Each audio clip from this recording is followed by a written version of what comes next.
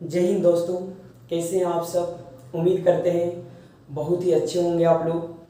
YouTube से काफ़ी दिन हम दूर थे, कुछ वजह हो गए थे, पर अब ऐसा होगा नहीं। लगातार मेरा कोशिश रहेगा कि यूट्यूब पे हम वीडियो अपलोड करते रहें। तो आज हम क्लास 11th का एक छोटा सा यूनिट सर्कुलर मोशन को बताने जा रहे हैं। ठीक है, तो आप हेडिंग बनाइए, है ना, और नोट्स करते जाइए बेहिचक होकर। फुल कॉन्सेप्ट आपको दिया जाएगा। ठीक है, सर्कुलर मोशन।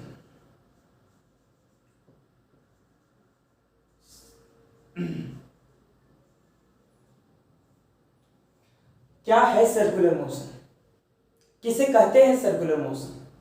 बाबू, जब कोई बॉडी सर्कुलर पाथ में मूव्स कर रहा होता है तो वह बॉडी जिस मोशन से मूव्स करता है उसी मोशन को सर्कुलर मोशन कहा जाता है। जैसे बाबू, मौत का कुआं देखे होंगे आप। मौत के कुआं में जो बाइक जो मूव्स कर रहा होता है बाबू, उस मोशन को भी सर्कुलर मोशन कहा जाता है। आप मेले में देखे होंगे कि एक हिंडोला होता है जिसे तारामाची, हम तारामाची के भी नाम से जाना जाता है। तो वह जिस मोशन से घूम रहा होता है बाबू, उस मोशन को भी सर्कुलर मोशन कहा जाता है। यानी सर्कुलर पाथ में मूव्स करने वाला हर पार्टिकल या हर बॉडी वह जिस मोशन से घूमता है उस मोशन को सर्कुलर मोशन कहा जाता है ना। जैसे आप कह सकते हैं कि न्यूक्लियस के चारों ओर इलेक्ट्रॉन का घूमना, न्यूक्लियस के चारों ओर इलेक्ट्रॉन का घूमना, ये भी सर्कुलर मोशन कहा जाता है। या आप कह सकते हैं कि सूर्य के चारों ओर अर्थ का घूमना, सूर्य के चारों ओर अर्थ का घूमना, ये भी कौन सा मोशन कहलाता है? सर्कुलर मोशन कहलाता है।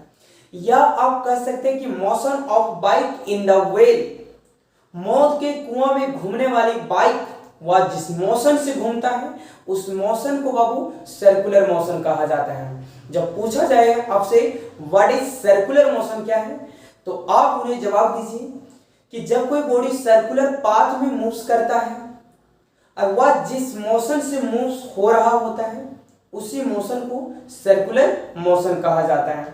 तो आप इसका डेफिनेशन लिख सकते हैं कि व्हेन या body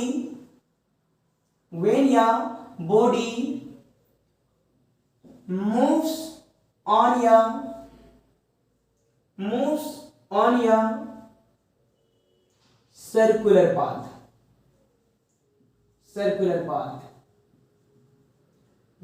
then its motion is called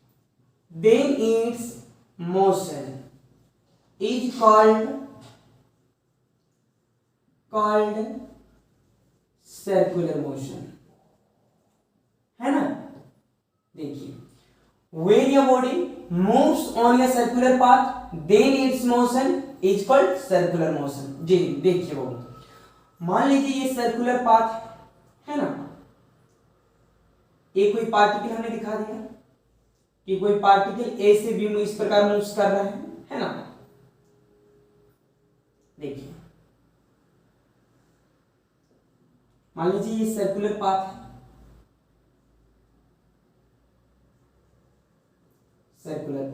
है ना। तो बाबू इस सर्कुलर पाथ में मूव्स होने वाली बॉडी वो जिस मोशन से मूव्स होती है उसी मोशन को सर्कुलर मोशन कहा जाता है। आप एग्जांपल दिखा सकते हैं। Example number 1, motion of an electron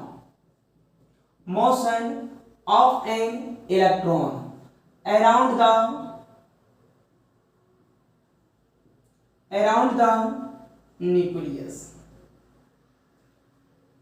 nucleus, है ना।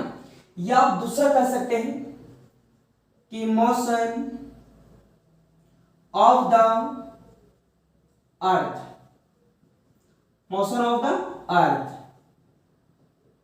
अराउंड द सन, है ना। एक और एग्जांपल दे देते हैं, मोशन ऑफ बाइक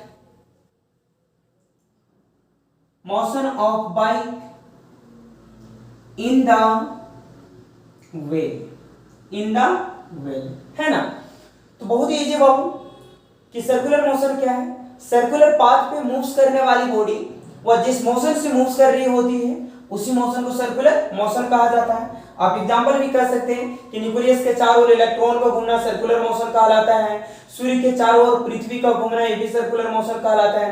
मौत के कुआं में घूमने वाला बाइक भी जो है वो भी कौन सा मोशन कहलाता है, सर्कुलर मोशन, है ना। तो पहले आप इतना लिख लीजिए बाबू, नोट्स बनाते जाइएगा तो ही मजा आएगा, ठीक है। आप स्क्रीनशॉट करके लिखिए बाबू, टाइम बचत होगा, है ना। स्क्रीनशॉट कर लीजिए उसके बाद लिखिए।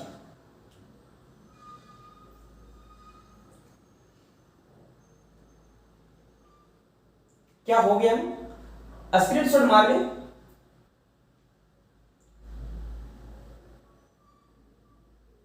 ठीक है, मिटा दे बाबू, है ना। स्क्रीनशॉट कर लीजिएगा बाबू, है ना, लिखिए, आराम लगेगा वैसे। चलिए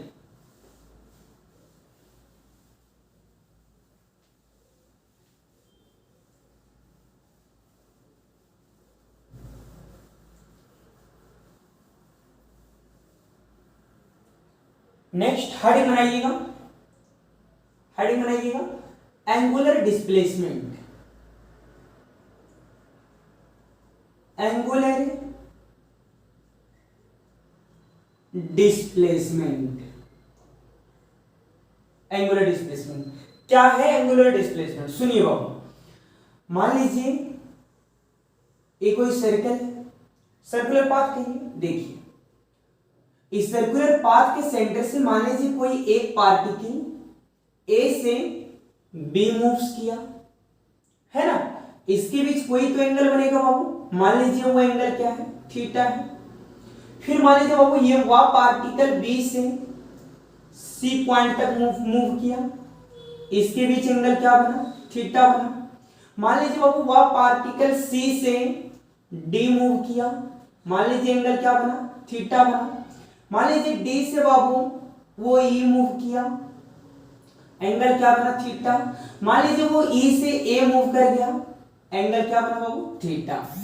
यानी एंगुलर डिस्प्लेसमेंट ये कहता है कि जब कोई बॉडी सर्कुलर पाथ में मूव कर रहा होता है तो सर्कुलर पाथ के सेंटर पे बनने वाली एंगल, जब कोई बॉडी सर्कुलर पाथ में मूव कर रहा हो और सर्कुलर पाथ के सेंटर पे बनने वाली एंगल को एंगुलर डिस्प्लेसमेंट कहा जाता है। इसलिए इस एंगुलर डिस्प्लेसमेंट को थीटा से डिनोट किया जाता है। फिर से सुनिएगा क्या है एंगुलर डिस्प्लेसमेंट, कि जब कोई बॉडी सर्कुलर पाथ में मूव कर रहा होता है तो उस सर्कुलर पाथ के सेंटर पे बनने वाली एंगल को ही एंगुलर डिस्प्लेसमेंट कहा जाता है। ठीक है बाबू, यानी एक वर्ड में आप फाइंड कर सकते हैं what is angular displacement, circular path के सेंटर पे बनने वाली एंगल, सर्कुलर पाथ के सेंटर पे बनने वाली एंगल को एंगुलर डिस्प्लेसमेंट कहा जाता है। ठीक है, एक बात क्लियर हो गया। देखिए दूसरी बात देखिए बाबू, मान लीजिए ये कोई सर्कल है ना, देखिए बाबू, मान लीजिए कोई एक पार्टिकल यहां से मूव करते करते वो बी पॉइंट तक आता है ना, जिसके बीच का एंगल बाबू कितने डिग्री बनता है, 90 डिग्री बनता है, 90 डिग्री। और वह बाबू ए से बी मूव किया और बी से मान लीजिए वो सी तक मूव कर गया, यानी ए से वो अब सी मूव कर गया, तो यहां पे कितने डिग्री का एंगल बनेगा बाबू, 180 डिग्री का मूव करेगा, है ना, 180 डिग्री का एंगल बनेगा। यानी ए से बी जब था तो 90 डिग्री, अब ए से सी हो गया तो 180 डिग्री।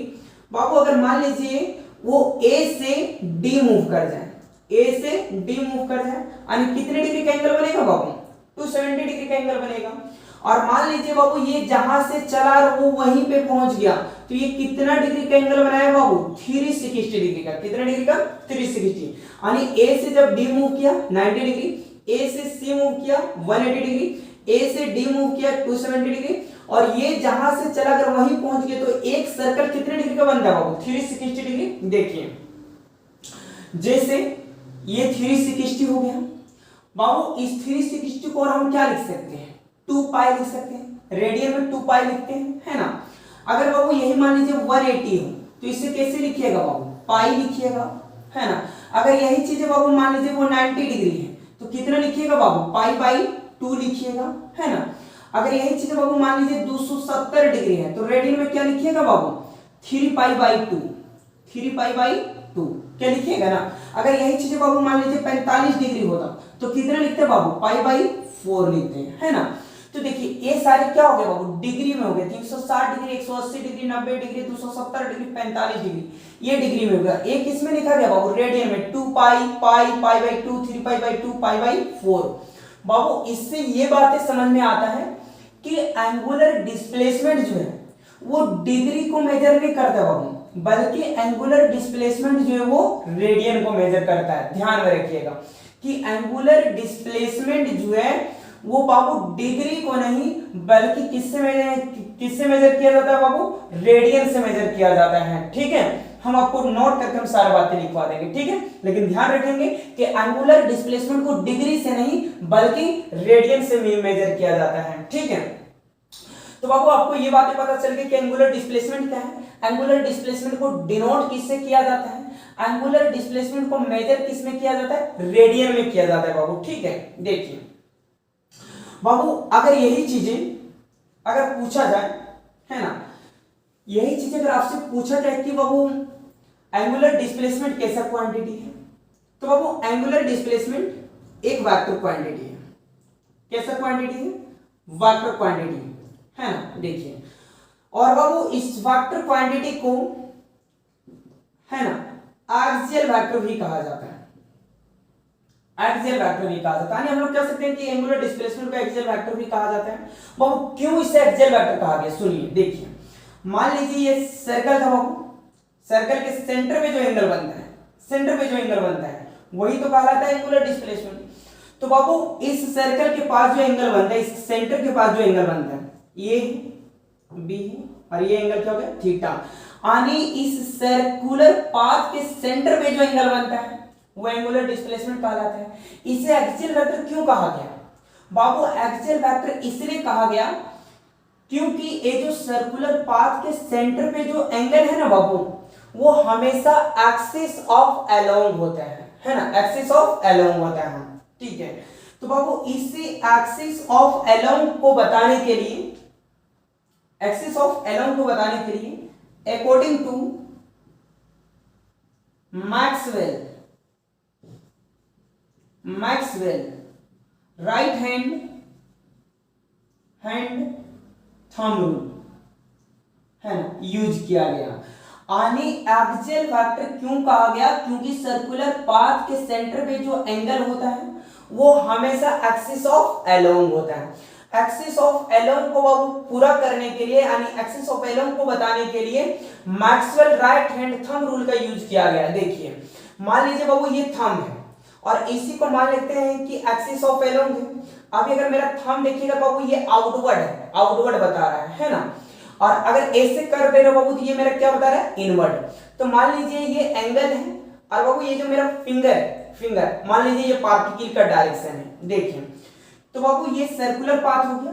मान लीजिए सर्कुलर पाथ के सेंटर पे बाबू हमने इस प्रकार अपने थंब को रखा। देखिए तो बाबू अभी जो थंब को रखा वो क्या है, आउटवर्ड है, और जिस समय बाबू मेरा फिंगर जिस समय आउटवर्ड होता है, एंगल जिस समय आउटवर्ड होता है, उस समय पार्टिकल क्या मूव करता है बाबू, एंटी क्लॉकवाइज। देखिए मेरा फिंगर का तल देखिएगा क्या मूव करता है, एंटी क्लॉकवाइज मूव्स करता है। एंटी क्लॉकवाइज मूव्स कब करता है, जब एंगल आउटसाइड होता है। देखिए है ना बाबू, ये हो जाएगा मेरा, ये हो जाएगा एंटी क्लॉकवाइज और ये हो जाएगा बाबू मेरा क्लॉकवाइज। देखिए और यही थंब बाबू जब सर्कुलर पाथ के सेंटर पे, जब मान लीजिए ये इनसाइड, यानी एंगल जो है वो इनसाइड हो, तो मेरा फिंगर का कल देखिएगा बाबू, उस समय पार्टिकल जो है बाबू वो क्लॉकवाइज मूव्स करता है। देखिए मेरा फिंगर को देखिएगा, है ना, जिस समय एंगल इनसाइड होता है उस समय ये पार्टिकल क्लॉकवाइज मूव्स करता है, और जिस समय बाबू एंगल आउटसाइड होता है उस समय पार्टिकल जो है बाबू ये एंटी क्लॉकवाइज मूव्स करता है।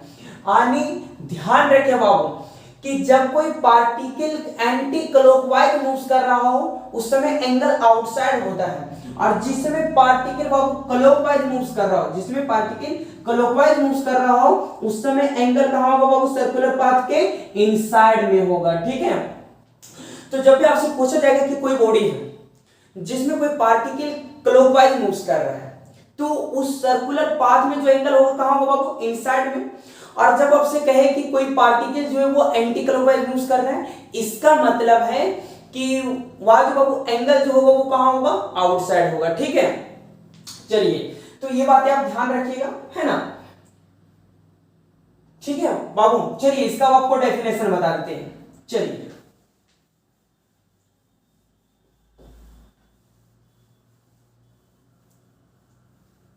लिखिएगा बाबू, the angle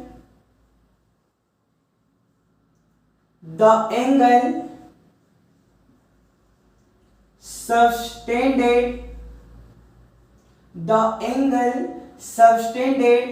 at center of the circular path, है ना। when your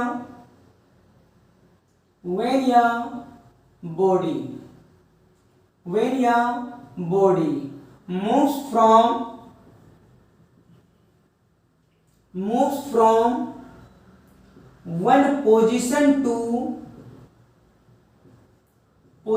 to another position is called angular displacement, है ना। क्या कर रहा है बाबू, the angle subtended at centre of the circular path when your body moves from one position to another position is called angular displacement. बहुत ही easy है लैंग्वेज, है ना। किससे डिनोट किया जाता है बाबू, it is denoted by theta. क्या है एंगुलर डिस्प्लेसमेंट, सर्कुलर पाथ के सेंटर पे बनने वाली एंगल को एंगुलर डिस्प्लेसमेंट कहा जाता है ना। देखिए it is measured in radian. किससे मेजर किया जाता है बाबू, रेडियन से मेजर किया जाता है ना। अगर दिक्कत हो तो एक बार और वीडियो को पीछे करके देख लीजिएगा, है ना। हमने बता दिया आपको कि एंगुलर डिस्प्लेसमेंट किसे मेजर करता है बाबू, रेडियन को मेजर करता है। देखिए इसका कोई डायमेंशन नहीं होता बाबू, है ना। इट इज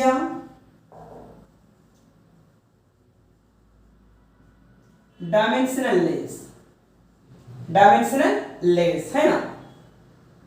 कैसा क्वांटिटी बाबू, इट इज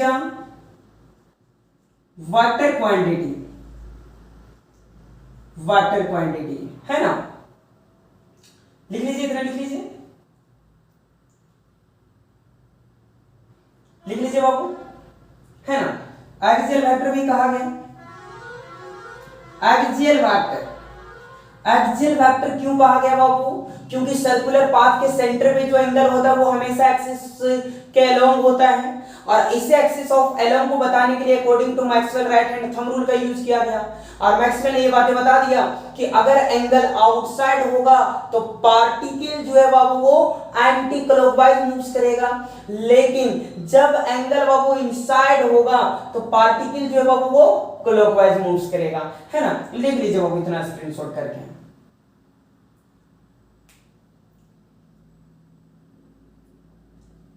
लिख लीजिए, इंपॉर्टेंट है बाबू।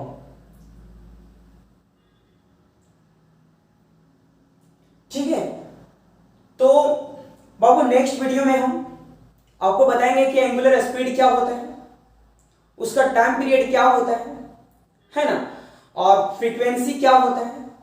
उसके बाद हम लोग नॉमिकल्स करेंगे। ठीक है, तो मिलते बाबू हम नेक्स्ट वीडियो में, तब तक के लिए जय हिंद,